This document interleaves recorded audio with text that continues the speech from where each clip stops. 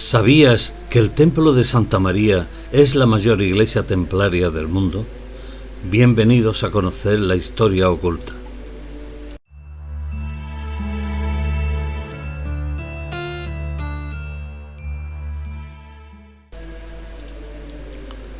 Villalcázar de Sirga fue la encomienda más poderosa e influyente de la Orden del Temple en todo el Camino de Santiago por tierras hispanas. Esta población se encuentra a mitad de camino entre Fromista y Carrión de los Condes, en el centro geográfico de la provincia de Palencia, a 40 kilómetros de distancia de la capital, en plena tierra de campos y a 830 metros de altitud. En el siglo XI era conocida como Villa Sirga. El Templo de Santa María, la mayor iglesia templaria del mundo, es la referencia espacial de un pueblo callado, que parece seguir durmiendo el mágico embrujo del mundo medieval. El templo fue construido por los arquitectos templarios a finales del siglo XII. Se trata de una ejemplar obra de cantería cuya grandiosidad espacial no puede ser más impresionante si recordamos que aquí se estableció la sede más poderosa del temple de todo el Jacobeo hispano, la única de toda la provincia de Palencia y al mismo tiempo la más influyente de las 28 encomiendas que existieron en tierras castellanas.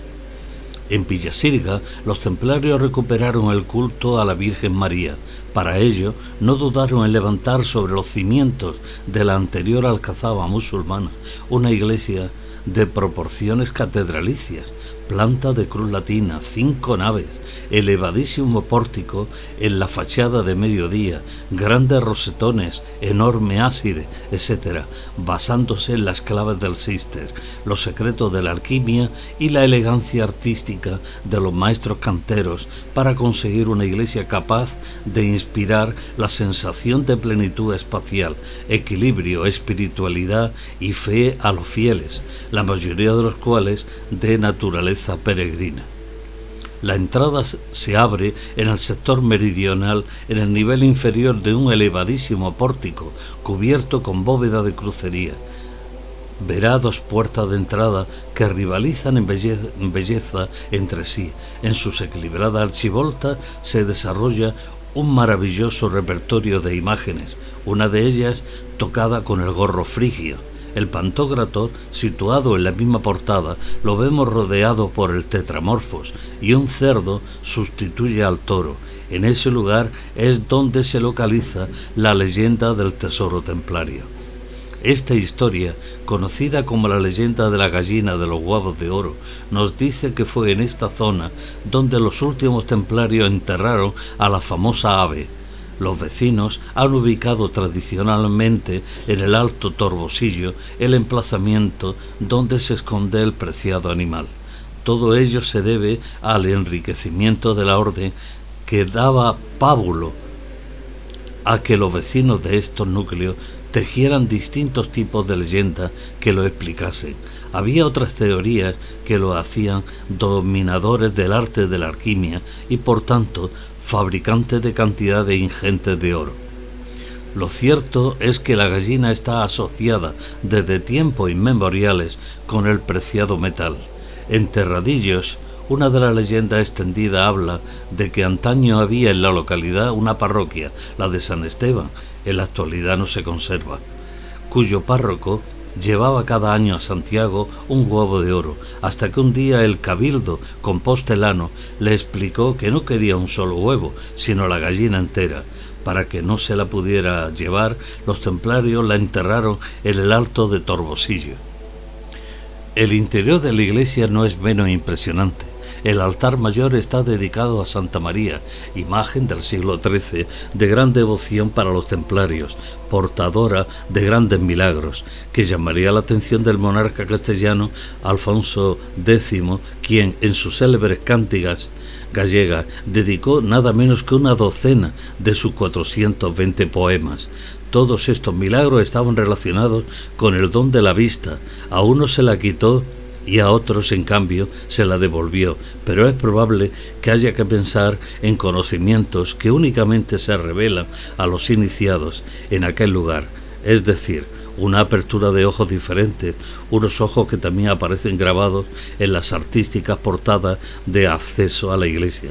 El fervor popular hacia esta imagen templaria, que paradójicamente la original era negra, fue determinante para desviar el camino principal y hacerlo pasar por Villalcázar de Sirga. Mucho le debe esta encomienda a doña Blanca de Navarra, esposa de Sancho III, gracias a la donación que hizo de sus joyas.